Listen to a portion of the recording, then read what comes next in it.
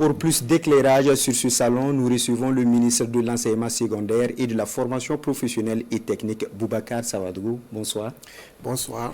Votre ministère est jeune, mais on constate un foisonnement d'activités majeures, dont la semaine de reconnaissance de l'élève et de l'étudiant à l'enseignant et la dernière sur le salon des métiers. Monsieur le ministre, qu'est-ce qui vous fait courir à ce rythme?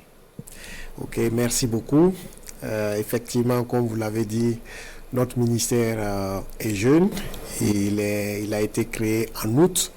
Et après cette création, il s'agissait donc de mettre en place tout le dispositif, l'organisation et aussi avoir la vision, l'orientation pour que les gens puissent comprendre. Et après cette phase qui est presque terminée, et comme vous savez, nous sommes dans le système éducatif, lorsque la rentrée scolaire est engagée, donc la rentrée scolaire a été juste un mois après la création, il est délicat de modifier des éléments à l'intérieur, mais ça nous a permis de mettre en place tout le dispositif et de donner la vision. Et laquelle vision nous a été inculquée par son Excellence, le président du Faso, chef de l'État, le capitaine Ibrahim Traoré. Et c'est pour ça que, au regard des constats, nous avons, dans un premier temps, voulu, depuis le 30, sous le patronat de son Excellence, le Premier ministre, lancer la semaine de la reconnaissance de l'élève et de l'étudiant en collaboration avec les deux autres ministères en charge de l'enseignement de base et de l'enseignement supérieur. Et là, il s'agit pour nous de donner un message très fort aux élèves et aux étudiants pour qu'ils aient toujours à l'esprit que l'enseignant est celui qui les guide, que l'enseignant est celui qui se sacrifie pour partager avec eux tout ce qu'il faut pour construire leur avenir. Et aujourd'hui, nous avons pu lancer les salons des métiers, la première édition aussi, les salons des métiers de l'orientation scolaire et professionnelle qui va avoir lieu du 2 au 4 sur le site du CIAO. Et l'objectif, ça va en droite ligne du contenu de notre ministère pour que les gens sachent que le contenu est l'opérationnalisation de l'orientation que le chef de l'État, le capitaine Ibrahim Traoré, a donné depuis le 18 janvier 2023 lors de son passage à l'université de Ouagadougou, où il a indiqué qu'il fallait que l'on fasse en sorte que ceux qui rentrent à l'école puissent en sortir et savoir faire quelque chose de leur dit doigt, et que l'université ne soit pas une fatalité, mais un choix. Donc, on peut tous apprendre des métiers et il faut que l'on montre aux gens quelle est la voie pour apprendre ces métiers-là. Alors, monsieur le ministre, qu'est-ce que vous attendez des anciens élèves, des élèves actuels et des apprenants? Alors, nous attendons des élèves, des anciens élèves et puis des apprenants qu'au cours de cette semaine, ils puissent magnifier quels que soient les gestes. Il n'y a pas de petits gestes, mais qu'ils puissent magnifier, faire un geste pour reconnaître à l'enseignant sa qualité, à l'enseignant son leadership, reconnaître tout le bien que l'enseignant peut faire.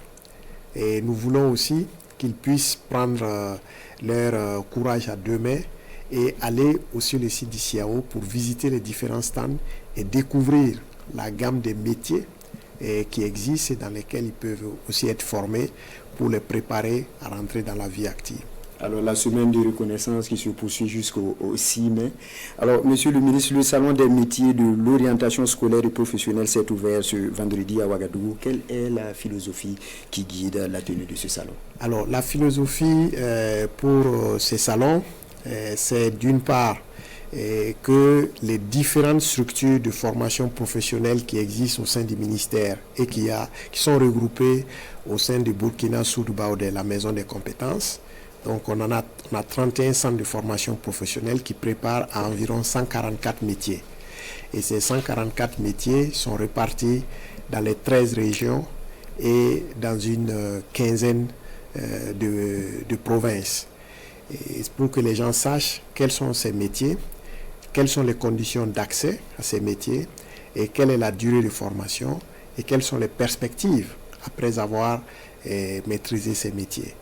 Donc nous le faisons en partenariat avec les industriels et donc pour que les gens voient aussi qu'il y a les industriels autour.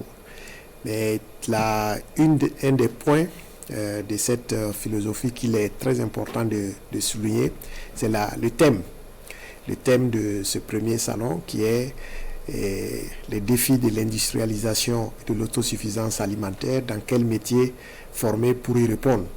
Parce que sous le leadership du président du Faso, le Burkina Faso est en train de s'industrialiser. Il y a eu l'inauguration de plusieurs usines et à ces inaugurations, nous avons pu discuter avec les promoteurs qui nous ont montré les difficultés qu'ils ont à pouvoir recruter sur le plan national. Nous voulons aussi être souverains, donc faire de l'autosuffisance alimentaire. Vous savez que le ministre d'État en charge de l'agriculture, des ressources animales et halieutiques mène un combat très fort sur le terrain avec des résultats probants. Et pour accompagner cela, il faut que la jeunesse aussi puisse être formée. Et c'est pour ça que cette thématique a été choisie. Alors, ce salon mobilise plusieurs acteurs. Qui est concerné par ce salon concrètement, monsieur le ministre? Alors, le salon, on pourrait dire que ce salon fait les intéressés ou les concernés. En premier lieu, on peut voir tous les élèves et tous les étudiants. Mais au-delà des élèves et des étudiants, il faut aussi voir les parents. Parce que les parents, grâce à leurs conseils, grâce à leur adhésion au choix de leurs enfants, cela permet qu'ils puissent aller dans une bonne orientation. Donc j'invite aussi bien les élèves, les étudiants, les parents d'élèves, les parents d'étudiants, et aussi j'invite tous les promoteurs industriels, tous les promoteurs agricoles, d'aller sur les salons et de pouvoir aussi exprimer leurs besoins, de pouvoir dire quels sont les projets qu'ils ont dans les pipelines qui permettent aux gens de se décider sur l'apprentissage de ces métiers. Alors, merci à vous, monsieur le ministre.